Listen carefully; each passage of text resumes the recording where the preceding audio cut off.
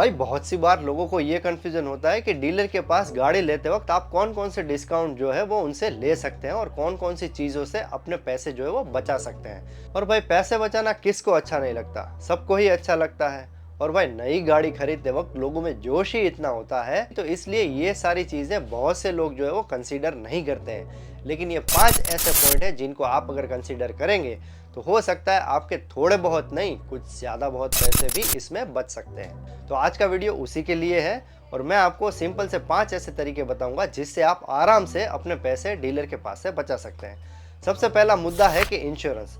आजकल भाई मार्केट में आप खुद का इंश्योरेंस जो है वो परचेज कर सकते हैं। ऑनलाइन वेबसाइट के थ्रू भी आप इंश्योरेंस जो है वो परचेज कर सकते हैं और एटलीस्ट वो अगर डीलर कोई इंश्योरेंस आपको कोट कर रहा है तो उसका इंश्योरेंस कॉस्ट आप ऑनलाइन जाकर दूसरे किसी इंश्योरेंस कोट से मैच करके भी देख सकते हैं कि हमको कौन सा सस्ता पड़ रहा है। और इसके लिए आपको डीलर मना भी नहीं कर सकता है। बस खाली आरटीओ का नियम अभी यह कहता है कि जब आपकी गाड़ी रोड पर चल रही हो तब आपकी गाड़ी जो है वो इंश्योर्ड होनी चाहिए। इसका मतलब ये नहीं कि आपको केवल और केवल डीलरशिप के पास से ही इंश्योरेंस लेना है, आप कहीं से भी इंश्योरेंस जो है वो परचेज कर सकते हैं। और भाई डीलर को सबसे ज्यादा कमाने का जो मार्जिन होता है वो उसके इंश्योरेंस में ही होता है, इसीलिए ज्यादातर जो डीलर है वो आपको इंश्योरेंस कॉस्ट जो है वो बढ़ा चढ़ा कर बताते हैं। तो अगर आप किसी ऑनलाइन वेबसाइट के थ्रू या किसी अपने एजेंट के थ्रू या किसी दूसरे बाहर के एजेंट के थ्रू आप अगर कॉस्ट जो है वो कंपेयर करवाएंगे तो आपको वो 100% सस्ता ही पड़ेगा। तो मेरे हिसाब से बेहतर ये है कि एक बार आप जो है वो इंश्योरेंस अपने डीलर से दिया गया हुआ कंपेयर कीजिए, या तो फिर उससे आप ये बोलिए कि भैया आप इसमें अपना मार्जिन कम कीजिए और हमें थोड़ा बहुत डिस्काउंट दे दीजिए। भाई दूसरा पॉइंट है कार की एसेसरीज।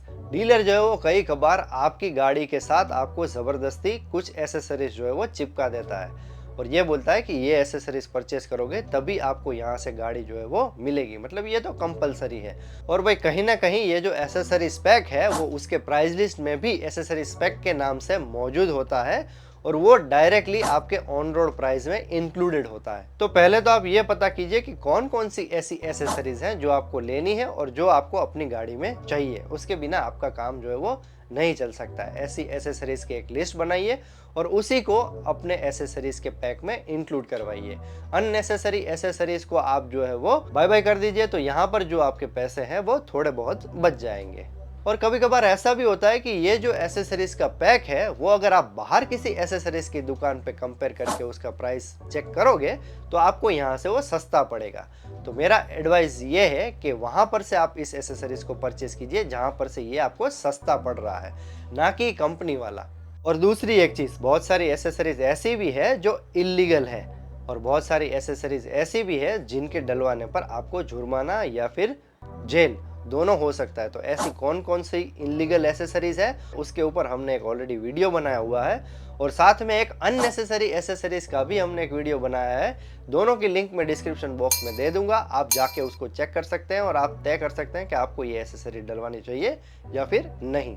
भाई ज्यादातर जो पब्लिक है वो गाड़ी को किश्तों में ही खरीदना पसंद करती है, मतलब कि लोन लेकर। तो यहाँ पर आप अपना बहुत सारा पैसा जो है वो बचा सकते हैं लोन इंटरेस्ट को कंपेयर करके।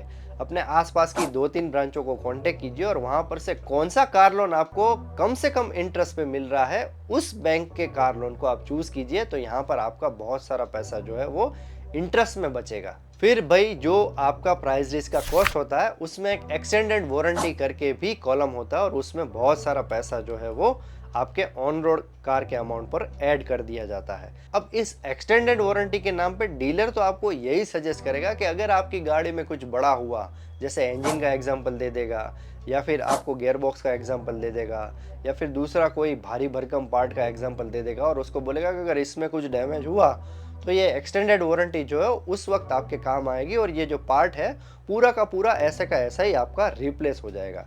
लेकिन भाई मैं खुद 15 साल से गाड़ी यूज कर रहा हूं और मैंने अभी तक 3 गाड़ियां चेंज कर दी हैं, तो मेरे हिसाब से मुझे कभी एक्सटेंडेड वारंटी की जरूरत जो है वो नहीं पड़ी।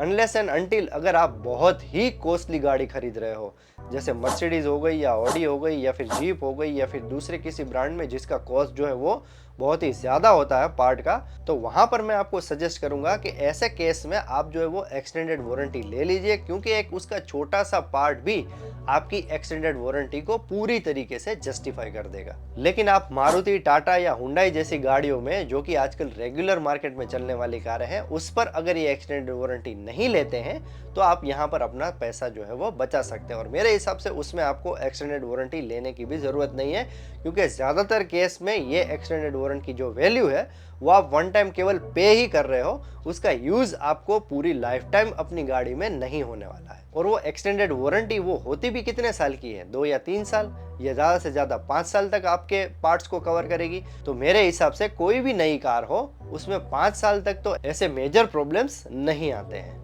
लास्ट पॉइंट में हम डिस्कस करेंगे वेरिएंट और कलर, क्योंकि कलर के नाम पर भी बहुत सारे जो डीलर्स हैं या बहुत सारी कार की कंपनीज हैं वो एक्स्ट्रा पैसे चार्ज करते हैं। तो यहाँ पर अगर आप कलर में अपनी चॉइस को थोड़ा बहुत कॉम्प्रोमाइज़ करके उस गाड़ी को परचेस करते हैं तो हो सकता है आपके थोड़े बहुत पैसे जो है वो बच जाए। कुछ गाड़ियाँ जो है वो कुछ कलरों पर एक्स्ट्रा पैसे चार्ज करती है, या फिर आजकल ड्यूअल कलर टोन पर भी एक्स्ट्रा पैसे चार्ज करती है। तो वाकई में क्या आपको इतनी ज़रूरत है, या फिर आप अपने पैसे यहाँ पर जो है वो थोड़ा बहुत कॉम्प्रोमाइज़ करके बचा सकते हैं। मेरे हिसाब से वाइट कलर जो है वो सबसे बेस्ट है, क्योंकि इसका आफ्टर मार्केट रीसेल वैल्यू भी जब आप बेचने जाओगे तो वाइट कलर की गाड़ी का रीसेल वैल्यू जो है वो ज़्यादा रहेगा। तो अब हम बात करते हैं वेरिएंट की। आजकल हर एक कार मैन्युफैक्चरर एक गाड़ी के लिए बहुत सारे वेरिएंट जो है वो मार्केट में लॉन्च करता है। अब इन सारे वेरिएंटों में खाली फीचर का डिफरेंस होता है। सेफ्टी फीचर सब में कॉमन होते हैं, और उस कॉमन सेफ्टी फीचर में एयरबैग हो गया, एबीएस हो गया, ईबीडी हो गया, ये सारे जो सेफ्टी फीचर हैं ये कॉमन होते हैं।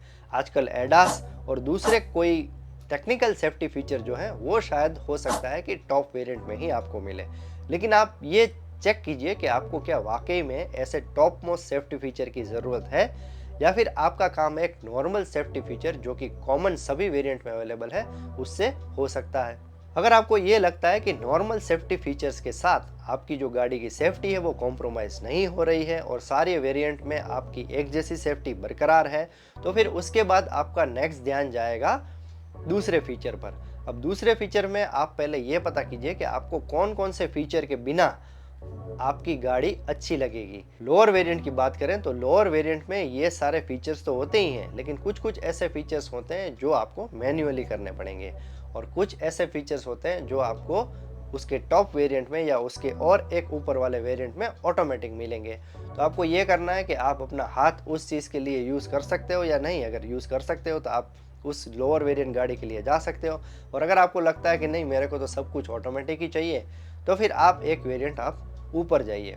तो मेरा कहने का मतलब ये है कि अल्टीमेटली डिसीजन मेकर तो आप ही हो। आप खुद चेक कीजिए कि आपकी ज़रूरत क्या है, और आप एक लोअर वेरिएंट कार खरीद के अपने जो फीचर्स हैं उसको आप मैन्युअली यूज़ करना चाहते हो, या फिर एक थोड़ा अपर वेरिएंट खरीद के ये जो सारे फीचर्स हैं उसको ऑटोमेटिकली आप जो है वो यूज़ करना चाहते हैं। क्योंकि रोज़ गाड़ी यूज़ आपको ही करनी है, और आपको जैसा अच्छा लगे वो डिसीजन आपको ही लेना है। हाँ, यहाँ पर एक बात ज़रूर है कि अगर आप लोअर वेरिएंट चूज़ करते हो तो आपके पैसे तो बच जाएंगे, लेकिन उसके साथ थोड़ा बहुत कॉम्प्रोमाइज़ जो है वो आपकी डेली रूटीन लाइफ में आपकी गाड़ी के साथ आपके लिए आएगा। तो क्या आप वो कॉम्प्रोमाइज़ करने के लिए तैयार हैं? ये बात ध्यान में रख के अपना वेरिएंट चूज़ कीजिए, और यहाँ पर आप अपने पैसे इस हिसाब से बचा सकते हैं। तो भाई ये तो थे 5 ऐसे पॉइंट जिससे आप अपना कार का कॉस्ट जो है वो कुछ हद तक कम कर सकते हैं और अपने पैसे बचा सकते हैं, जिसमें सबसे पहला था इंश्योरेंस को कंपेयर कीजिए और एक बेस्ट इंश्योरेंस जो है वो चूज़ कीजिए। दूसरा पॉइंट था आप एक्सटेंडेड वारंटी चेक कीजिए आपके लिए ज़रूरी है या नहीं, वहाँ पर आप अपने पैसे बचा सकते हैं। तीसरा पॉइंट था कि कार की एसेसरीज को भी आप अपने हिसाब से चूज़ कीजिए और डीलर की दी हुई एसेसरीज स्पेक को आप अवॉइड कीजिए। चौथा पॉइंट था कि आप अपना वेरिएंट और आप अपने कार का कलर वाइजली चूज़ कीजिए, क्योंकि यहाँ पर भी आप अपने पैसे जो है वो बचा सकते हैं। पांचवा पॉइंट था अगर आप लोन से कार ले रहे हैं तो आपके आसपास के सभी बैंकों में आप पता कीजिए जो आपको कम से कम इंटरेस्ट पे लोन दे रहा हो उसका कार लोन आप परचेस कीजिए, तो यहाँ पर आप इंटरेस्ट पे भारी अपना पैसा जो है वो बचा सकते हैं। आप हमें ट्विटर, फेसबुक और इंस्टाग्राम पर भी फॉलो कर सकते हैं।